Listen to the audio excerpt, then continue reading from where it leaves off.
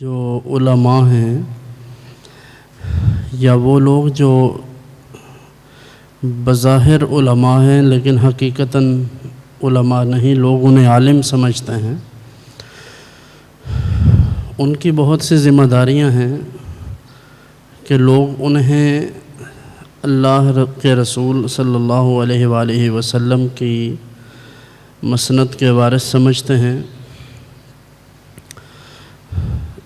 Social media پر میں نے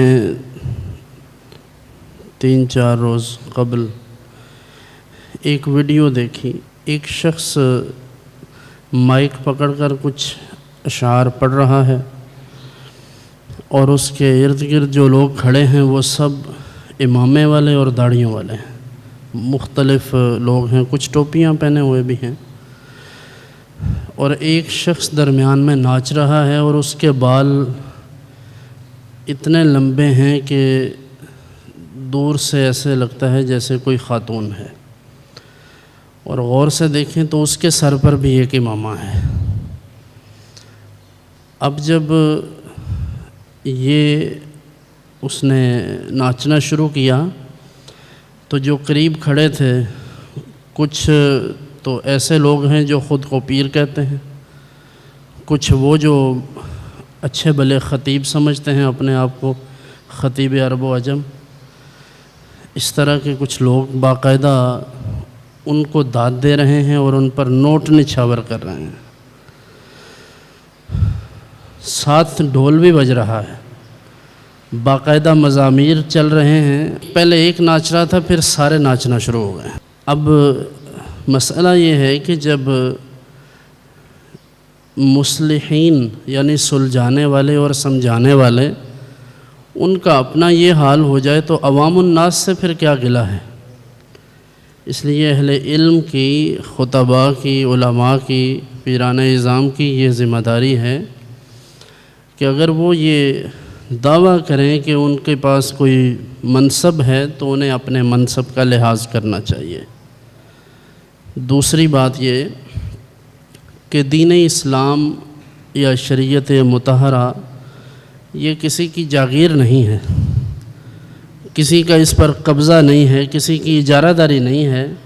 کہ کوئی بڑے پیر کا بیٹا ہے تو وہ جو بھی کرے تو سب جائز ہے، یا کسی بڑے مولوی کا بیٹا ہے تو اس لیے وہ جو کچھ بھی کرے گا اس کے لیے جواز تراشے جائیں گے۔ تو بڑا دکھ ہوا مجھے یہ دیکھ کر کہ انٹرنل جو ان کا کنڈیشن ہے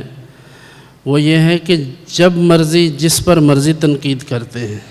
اور صورتحال یہ ہے کہ اب ناچنے والوں کو پیسے بھی دے رہے ہیں اور خود ناچ بھی رہے ہیں۔ اس لیے شریعت مطہرہ کا دامن اگر کوئی شخص چھوڑ دے،